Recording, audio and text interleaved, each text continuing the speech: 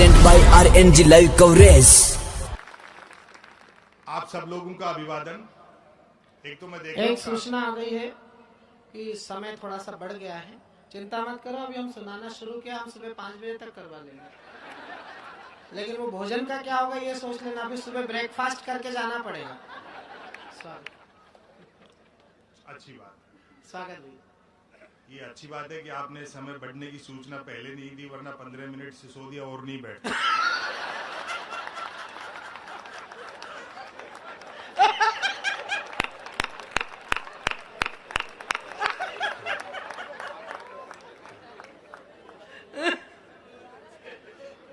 दरअसल वो एक छंद भूल भी गए थे।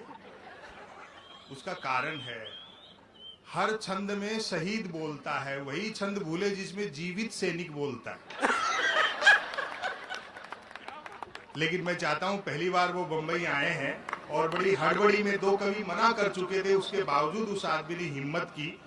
इंटीरियर में रहते हैं, वहां से दिल्ली आए, फ्लाइट पकड़ी और यहां तक पहुंचे। एक बार जोरदार तालियां बजाएं। काफी मैं देख रहा हूं लोग अब तक भी आ रहे हैं कि चलो यार, अब तक तो आधा तो खत्म हो ही गया होगा। हाँ, काफी कुर्सियां खाली हैं। जो दाएं बाएं सज्जन खड़े हैं, सज्जन तो शिष्टतावश कह रहा हूं,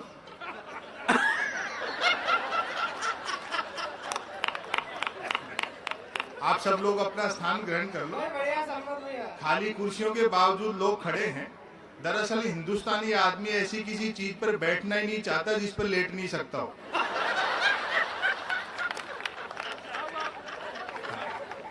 जवाब नहीं है। हाँ, एक बच्चा बीच में काफी खेल रहा है, बेटा तू भी बैठ जा।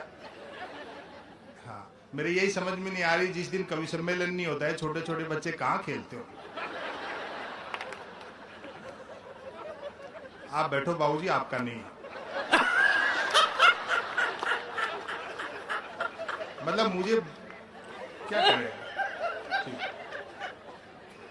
दरअसल बच्चों के साथ यही समस्या है जी, पहले इनको बोलना सिखाओ और बाद में चुप रहना। बड़े मनोयोग से आप सब लोग सुन रहे हैं। बैठो, मैं ज्यादा नहीं बोलूंगा। आलोक भी है। आज आलोक जी हैं क्या? चल, बताने से ये तो पता लगा पेमेंट किससे लेना है।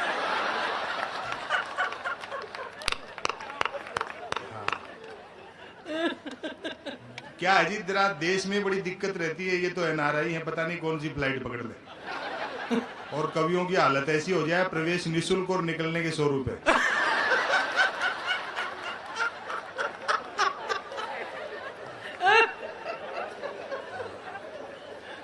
शुरू में जो वक्तव्य दिए गए मुझे अच्छा लगा। एक सज्जन जिनका नाम गांधी था, वो भी बोले, देश में जिस तरह का वातावरण चल रहा है, खुशी होती है जान करके कि कोई जगह तो ऐसी है जहां गांधी भी सुना जा रहा है।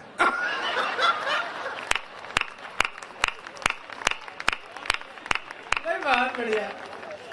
हाँ। दोस्तों, आप सब लोग ये तीसरी बार कवि सम्मेलन करवा रहे हैं और कोशिश करेंगे कि इस तरह का कर जाएं कि आगे भी करवाते रहो। कला की स्थिति इन दिनों बड़ी दयनीय है। आर्ट कल्चर की हालत खराब है देश में। बिरजू महाराज तक च्यवनप्राश बेच रहे हैं।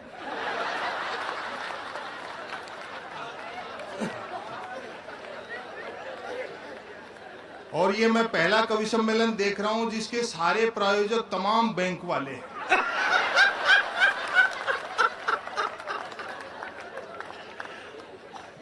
मोदी जी देश में 0 बैलेंस वाला खाता खुलवा रहे हैं। ये लोग पैसा ला कहां से रहे हैं? हाँ, लेकिन एक अनुत्पादक काम में आप पैसे लगा रहे हो। मुझे मालूम है देश का अर्थशास्त्र किधर जा रहा है। बहुत अच्छा आप सब लोगों के बीच में आकर के लगा। नए साल में भी 3-4 दिन बाकी हैं। आपको नए साल की भी शुभकामनाएं देता हूं मैं तमाम कवियों की तरफ से। आप स्वस्थ रहें, मस्त रहें, आनंदित रहें, खूब हंसें, अच्छा सोचें, आपके अच्छे दिन आए। मैंने तो औपचारिकता बस कहा है, बुरा मत मान जाए। अभी तो एक सज्जन के घर चोरी हो गई, तो वो झल्लाते हुए बोले कविराज यही है क्या वो अच्छे दिन? मैंने कहा भाई साहब नाराज क्यों हो रहे हो? मोदी जी ने ये थोड़ी कहा था कि अच्छे दिन सिर्फ साहूकारों के ही आएंगे। वाह। भाई बढ़िया बढ़िया बढ़िया संपत भाई, वाह वाह वाह वाह वाह वाह वाह। नए साल में आपका समय अच्छा गुजरे, आप स्वस्थ रहें, इसके लिए योग जरूर करना, क्योंकि योग करते रहने से आदमी का शरीर इतना लचीला हो जाता है कि संकट के समय किसी भी महिला के कपड़े पहनो फिट आते हैं।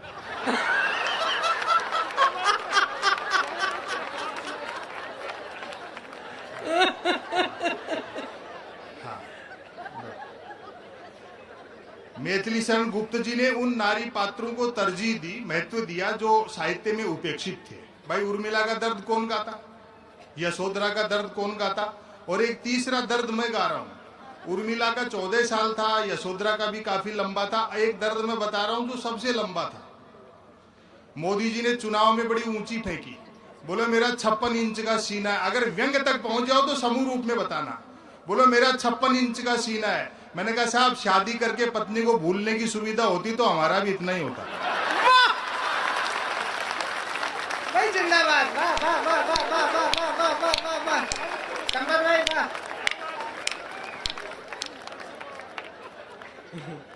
आजादी के बाद देश में जो कुछ होना चाहिए था वो न होकर के जो नहीं होना चाहिए था वो हुआ, तो व्यंग्य पैदा हुआ। अच्छा मोदी जी भी क्या करें, वो कुछ कोशिश करते हैं, बीच में कुछ संसदीय सन्यासी लगे हुए हैं काम पे। वो लोग इतने गुस्से में रहते हैं कि जिसको मारने दौड़ते हैं कमंडल लेकर, गुस्से में उससे आगे निकल जाते हैं। वाह बिराजो साहब। नहीं कोई बात नहीं, स्वागत है आपका। काफी लोग आ चुके हैं, इस तरह पकड़ पकड़ के लाना बंद करो।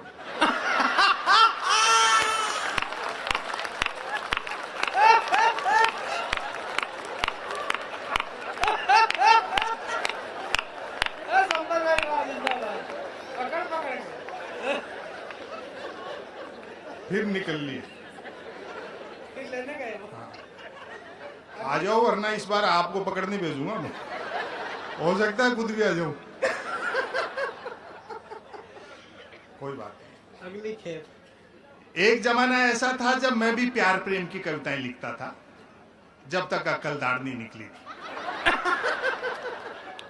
उबासी के बहाने भी किसी लड़की के दांत दिख जाते तो मैं 5-7 गजलें लिख मारता था। वाह भले वो उबासी मुझको देख करके ले रही होती थी। और एक निवेदन कर दूं, बड़ी संख्या में माताएं बहनें यहाँ बैठी हैं, प्रकृति के कुदरत के सृष्टि के नियम बदल सकते हैं, औरत के प्रति पुरुष की मानसिकता नहीं बदल सकते। बात अच्छी लगे तो महिलाओं को ताली बजानी है, पुरुषों के तो खिलाफ बोल रहा हूं। प्रकृति के नियम बदल सकते हैं, औरत के प्रति पुरुष की मानसिकता बदल ही नहीं सकती। मर्द की फितरत होती है, अर्थी के रास्ते में भी लुगाई मिल जाए तो 80 साल का मुर्दा भी वाइब्रेशन मोड पर आ जाता है।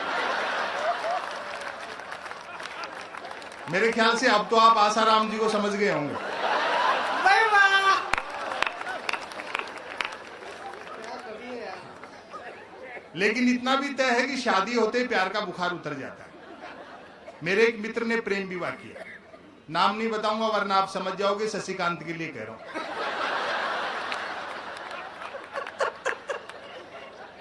प्यार के दौरान जिस लड़की के साथ जो कंकर झील में फेंके थे, शादी के बाद दाल में निकल रहे। और ताली तो आप इस बात पर बजाओगे, जिस लड़की को लेकर भागा था अब उसको देखते ही भागता है।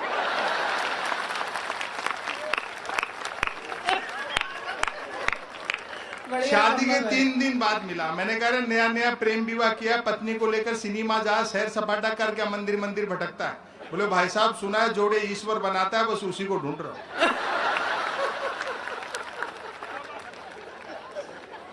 ये प्यार मोहब्बत बहुत त्याग और समर्पण का काम। प्यार मोहब्बत में आदमी को अपना कैरियर तक दांव पर लगाना पड़ता है। मैं ऐसे कई लड़कों को जानता हूं जो कॉलेज के जमाने में मेरे साथ पढ़ते थे, जिन्होंने अपने बाप की गाड़ी कमाई से प्रेमिकाओं को जलेबी खिलाई, आजकल शहर के नामी हलवाई बने हुए हैं।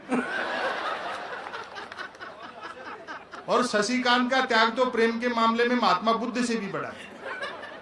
बुद्ध अपनी पत्नी और बेटे को सोता हुआ छोड़कर चले गए थे। ये रोज रात को इंतजार करता है कि लुगाई सोए तो घर में घुसूं।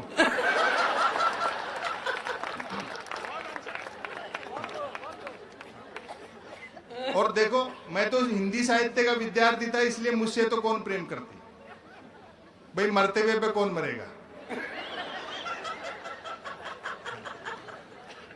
बात अच्छी लगे तो आप तालियां जरा बजा दिया करो। मरते रहोगे, कौन मरेगा? इतनी सी तालियों से तो मेरा ही सम्मान नहीं हो रहा, शशिकांत का क्या अपमान होगा।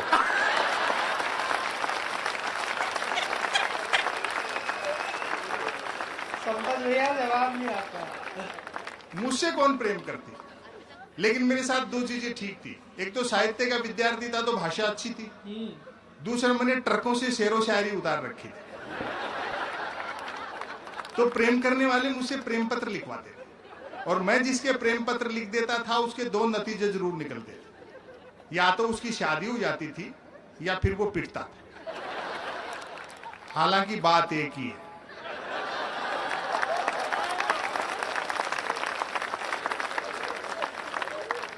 आज भी कई मिलते अपनी पत्नी और बच्चों के साथ जो मेरे प्रेम पत्रों की वजह से ब्याहे गए। मुझे देखते ही दांत पीसते हैं कि नालायक जॉर्ज बुश एक अच्छी खासी अमेरिकी फौज को इराक में उलझा दिया।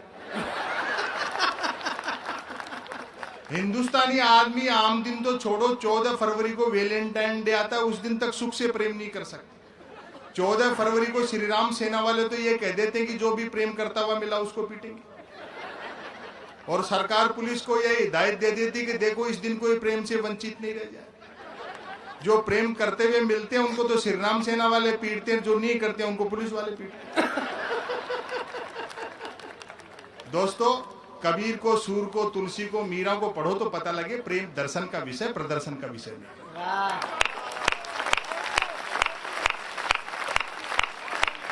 जिन नौजवानों के कंधों पर चुनौतियां हैं, देश की, समाज की, दुनिया की, कैरियर की, परिवार की, एक निवेदन कर दूं, ये मीडिया के बंधु नेह के नाम पे देह का खेल कर रहे हैं अपनी टीआरपी के लिए, पैसा कमाने के लिए। कोई प्यार मोहब्बत जैसी बात नहीं। समय बदल गया, समा का स्थान ट्यूबलाइट ने ले लिया। परवाना जलने की गरज से जाता है तो छिपकली खा जाती है। देश के सामने कुछ चुनौतियां, एक तो ये मीडिया का जो रोल है ये बहुत जोरदार है। इस समय सब लग रहे हैं अपने धंधे में। आधे समय तो चैनलों पर नेता आते रहते हैं, आधे समय सांप, बिच्छू, भूत, प्रेत, और हम लोग भी बड़े मन से देखते हैं, चलो यार नेताओं से तो ठीक ही। एक चैनल कह रहा हमने स्वर्ग के सीढ़ियां लगा दी, दूसरा कह रहा हमने लंका ढूंढ ली या अयोध्या ही गले में फंसी पड़ी है। ये टीवी चैनल वाले तो गरीबी के दृश्य भी तब तक नहीं दिखाते जब तक कोई स्पॉन्सर नहीं मिल जाता। पिछले 10-12 साल में इस इलेक्ट्रॉनिक मीडिया ने जो सबसे बड़ा अपराध किया वो ये, इस देश में जूते बनाने वाले भूखे मर रहे और जूते खाने वाले सेलिब्रिटी हो गए। वाह, बढ़िया है। थोड़ी बहुत उम्मीद अखबारों से है। भाई प्रिंट मीडिया आज कम से कम किसी भी अफवाह को फैलाने में 24 घंटे तो लेता है, लेकिन उसका भी आत्मविश्वास गिर गया। अखबार अब 3 चीजों के लिए पढ़े जा रहे हैं: बिजली कटौती, उठावना और राशिफल। और रोज नए निकल रहे हैं। एक दिन तो अखबार के दफ्तर से 2 लोग आके बोले, संपत सरल जी नया अखबार लॉन्च कर रहे हैं, आप भी ग्राहक बन जाओ। क्योंकि अखबारों का कोई पाठक तो बनता नहीं, ग्राहक ही बनते। 1 रुपए में 16 पेज, और जो मैंने जवाब दिया उसका आनंद लेना। 1 रुपए में 16 पेज। मैंने कहा भैया रुपया तो चाहे 1 की जगह 2 ले जाए, लेकिन 16 पेज खाली दे जाएगा। फिर मैंने रिसर्च करी इतने अखबार बिकते कैसे। अचानक एक दिन एक अखबार के दफ्तर से फोन आया, बोलो संपत सरल जी आज आपका नाम अखबार में छपा। मैंने कहा जी आपका अखबार कहाँ मिलता है? व्यंग तक पहुंच जाओ तो मोहब्बत देना। मैंने कहा जी आपका अखबार कहाँ मिलता है? बोले हमारा अखबार कोई होकर नहीं बांटता, जिस किसी का नाम छप जाता है दिन भर वही खरीद खरीद कर बांटता है।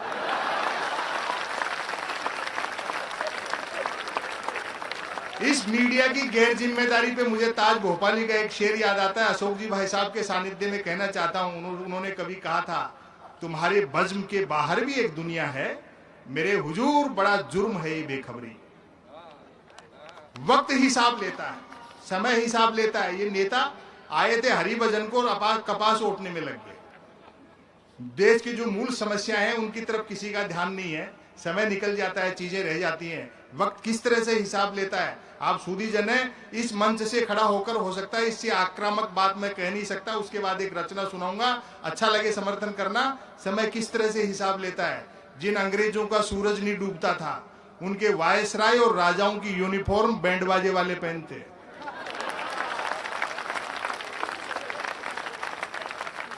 एक आदमी कुछ करना चाह रहा है, देश में कुछ बदलाव करना चाह रहा है, तो हमें उसका सहयोग करना चाहिए और उस आदमी को भी उसी लक्ष्य की तरफ ध्यान रखना चाहिए। देश पहले ही साइलेंट मोड पे था 10 साल, लेकिन समस्या यह है मनमोहन सिंह जी बोलते नहीं थे, मोदी जी सुनते नहीं।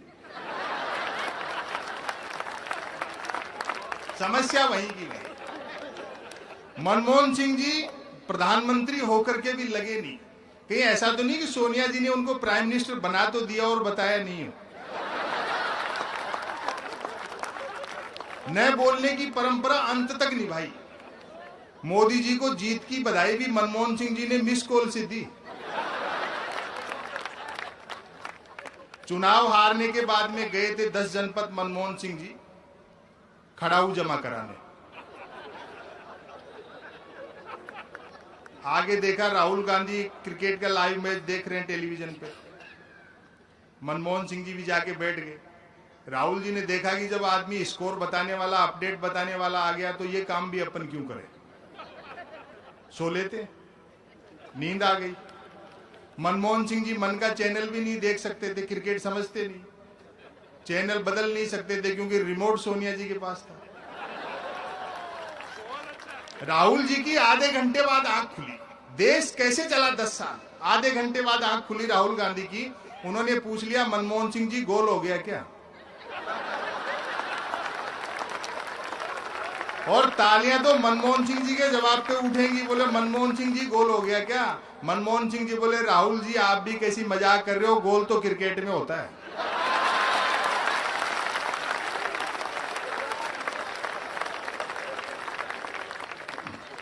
अब आप सुनने की मानसिकता में आ गए हैं तो मैं एक रचना आपको सुना दूं। हम तकनीक के दौर में जी रहे हैं। अच्छी बात है कि आप लोग एक समागम करते हैं, तमाम घरों से निकल के लोग एक जगह आते हैं। मनुष्य मिलना जुलना जिस दिन बंद कर देगा उस दिन मनुष्यता के खत्म होने के खतरे हैं। आदमी जितना लैंग्वेज से सीखता है उससे ज्यादा बॉडी लैंग्वेज से सीखता है। यही कवि सम्मेलन आप YouTube पर सुनकर के आनंद नहीं ले सकते थे जितने इन महान लोगों को आप लाइव सुने। घरों से निकलिए, मिलिए। हम तकनीक के दौर में जी रहे हैं। तकनीक का एक फायदा यह है कि उसने, बैठो भाई साहब, कोई बात नहीं, चलो ये तो पता लगा घर में कौन खिलाता।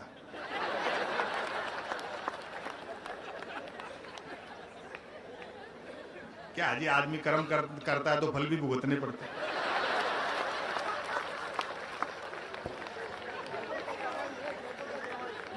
जयपुर का जमाई है क्या, तो ये फाइल आप पढ़ दो, मैं खिला लाता हूं। तो भाई कहीं कहीं जो है इस दुर्घटना में हमारा भी तो हाथ रहा। हम इनके पास नहीं आते तो ये उठ के क्यों जाते।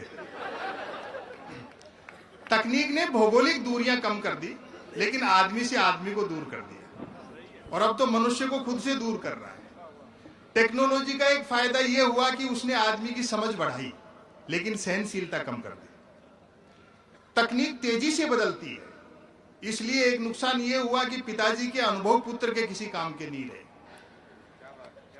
पुराना जो समय था उसमें संघर्ष था, दुविधाएं बहुत थी, कष्ट बहुत थे, लेकिन रोमांच बहुत था। आज के समय में तब सुविधाएं जुट गई लेकिन रोमांच खत्म हो गया। आपको ओडी में या मर्सिडीज में या हैमर में वो सब आनंद नहीं आता होगा जो आपके पिताजी ने कभी आपको 100-150 रुपए की साइकिल दिलवाई थी। वहीं से मैंने एक रचना निकाली, मैं वो रचना पढ़ता हूं। वे भी क्या दिन थे, पहली पंक्ति से आप पकड़ लेंगे, आपको अच्छा लगेगा। हालांकि मैं कोई नॉस्टैल्जिक नहीं हूं कि पहले सब कुछ अच्छा था अब सब कुछ खराब है। आज ही ये शशिकांत कह रहा था, बोलो देखो भाई साहब कितना खराब जमाना आ गया। एक समय ऐसा था, मैं देवास में 5 रुपए लेके बाजार में निकलता था और घंटे भर में बोरा भर के सामान ले आता था। मैंने कहा शशिकांत अब ये संभव नहीं है, क्योंकि हर दुकान में सीसीटीवी कैमरे लग गए।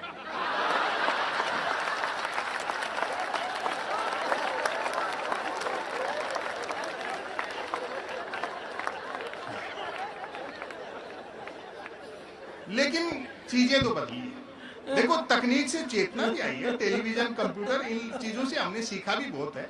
मैं तो अध्यापकता एक स्कूल में सहज भाव से एक लड़की से प्रश्न कर लिया था। मैंने कहा बेटा ये बता कि राम लक्ष्मण तो ठीक, लेकिन सीता जी वनवास क्यों गई? तो लड़की ने कही सीता के वनवास जाने में बहुत बड़ी सीख है, यदि घर में 3-3 सास हो तो जंगल ही ठीक है।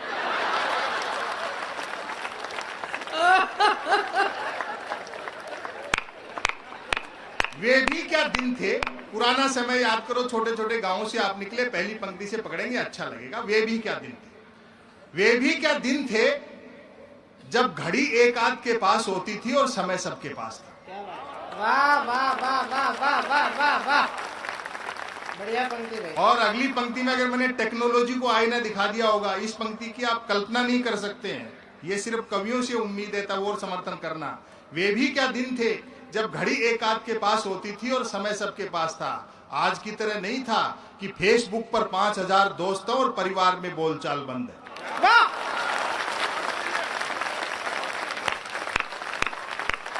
फेसबुक पर वाह वाह वाह। इन महनीय लोगों के लिए कवि सम्मेलन कोई धंधा नहीं। आप 2 पैसे देते हैं, हमारे बच्चे पलते हैं, अलग बात है। मैं आपको निवेदन कर दूं, हमारी कोशिश रहती है, हमारा मिशन है, सिर्फ कविता और शायरी से उम्मीद रह गई है। हमारी कोशिश रहती है जो मोबाइल इंटरनेट में उलझी पीढ़ी शब्दों से मोहब्बत करे, किताबों की तरफ लौटे, बुजुर्गों का सानिध्य हासिल करे। फिर तालियों से बताना दोस्तों दुनिया की कितनी एडवांस टेक्नोलॉजी हो, उजाला बनाया जा सकता है, धूप नहीं बनाई जा सकती। वाह क्या बात है संपत भाई, वाह वाह वाह वाह वाह वाह वाह वाह वाह। यही वो लोग हैं जो धूप बनाने वाले लोग हैं। इन बुजुर्गों के जो सफेद बाल पक गए, अनुभव से उनका लाभ लो।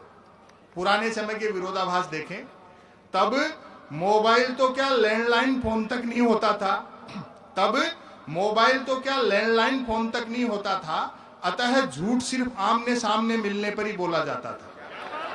अच्छी बात है, अच्छी बात है, वाह वाह वाह वाह। खान पान शुद्ध था और यादाश्त अच्छी थी। हर व्यक्ति को 7-7 पीढ़ियां याद रहती थी, अपनी भी और गाली गलौज होने पर दूसरों की भी।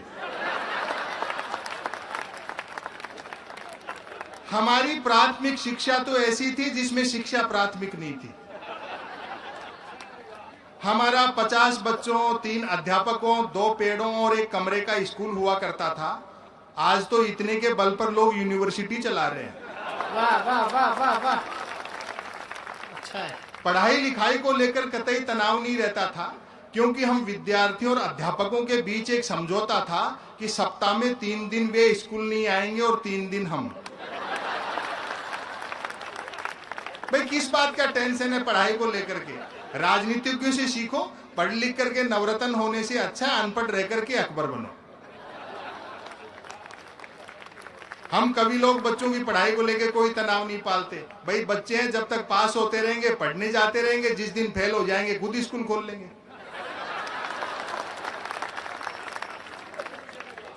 बोलचाल में राजस्थानी का इस्तेमाल होता था, मातृभाषा। अब तो हिंदी बोलने में शर्म आती है। बोलचाल में राजस्थानी का इस्तेमाल होता था। हिंदी सिर्फ शहरों तक सीमित थी। और अगली पंक्ति का व्यंग इस जगह इस समय से ज्यादा समझ नहीं सकता समर्थन करना। हिंदी सिर्फ शहरों तक सीमित थी और अंग्रेजी तो पीने के बाद ही बोली जाती थी।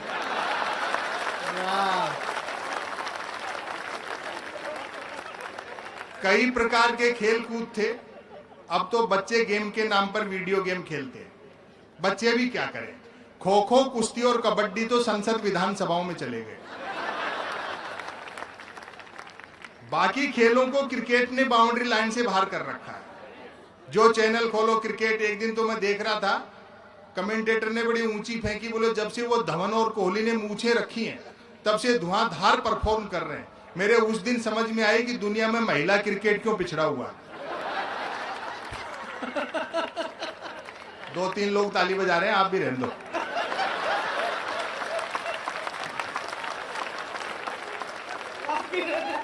नहीं ऐसे लगता है ना जैसे पूरी भीड़ का लोड 2-3 लोगों पे आ गया हो।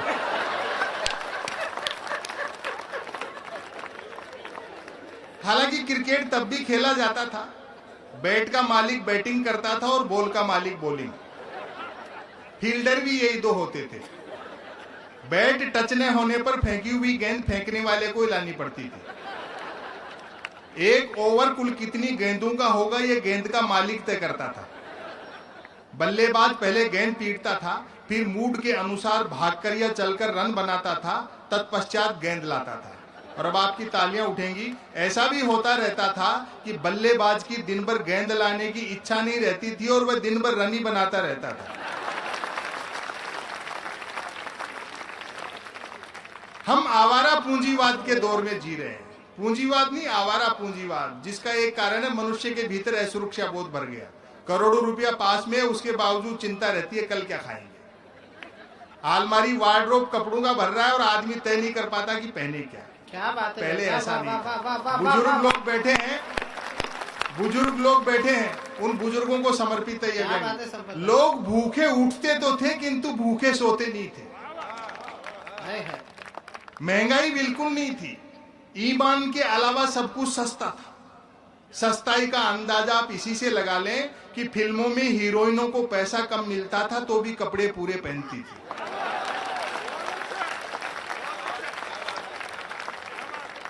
उन दिनों रामलीलाएं मनोरंजन का प्रमुख साधन हुआ करती थी, जिनमें महिला पात्रों का रोल भी पुरुष ही करते थे। रामलीला वालों का गले मिलने और गले पड़ने का समय अलग अलग होता था।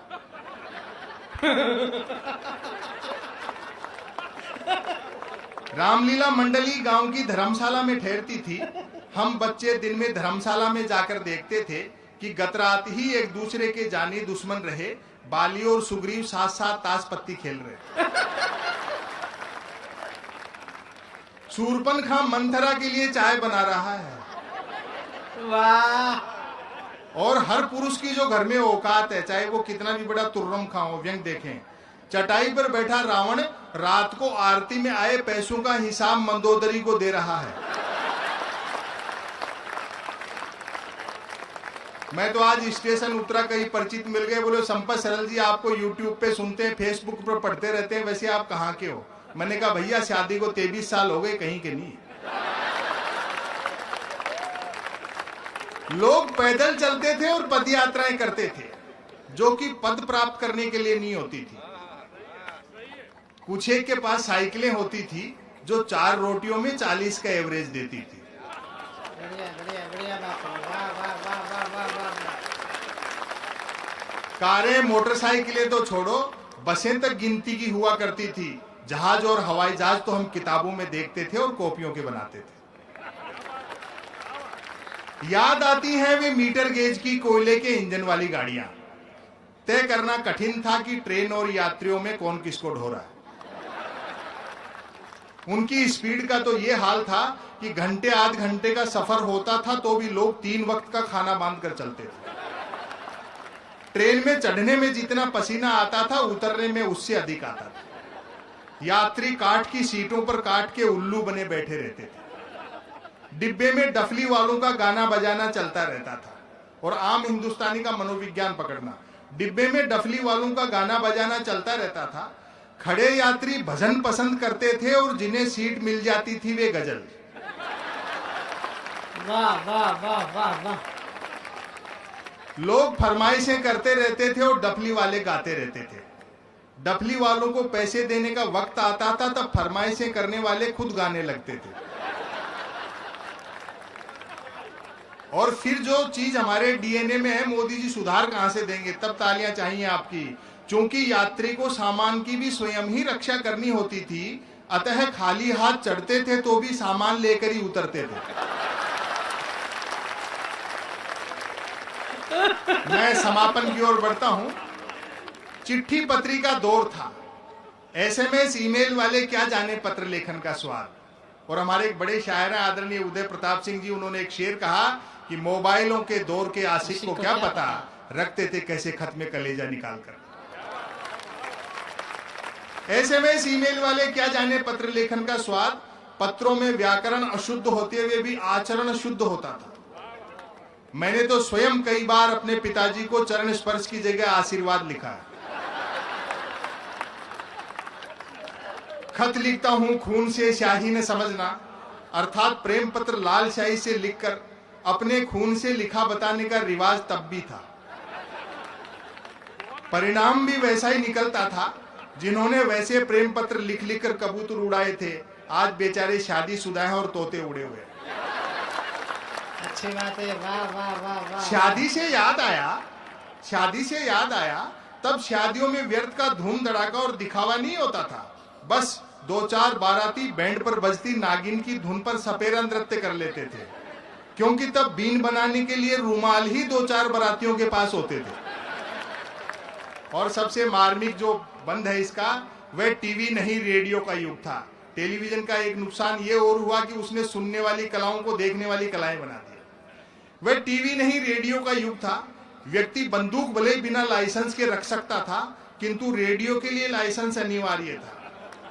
याद आते हैं अमीन सयानी का बीना का गीतमाला, जसदेव सिंह की हिंदी कमेंट्री, कृष्ण कुमार भार्गव, देवकी नंदन पांडे और रामानंद प्रसाद सिंह के समाचार। और अब आपकी तालियां उठेंगी। गर्दन झुकाकर बीबीसी तो ऐसे सुनते थे जैसे आज बीबी से सुनते।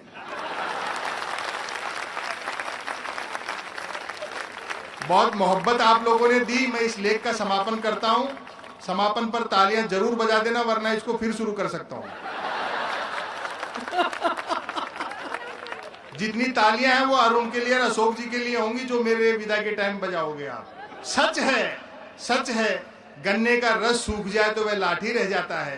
तब हमारा जीवन कछुए की तरह था, आज हम खरगोश की तरह दौड़ रहे हैं, अर्थात भाग सब रहे हैं और पहुंच कोई नहीं रहा।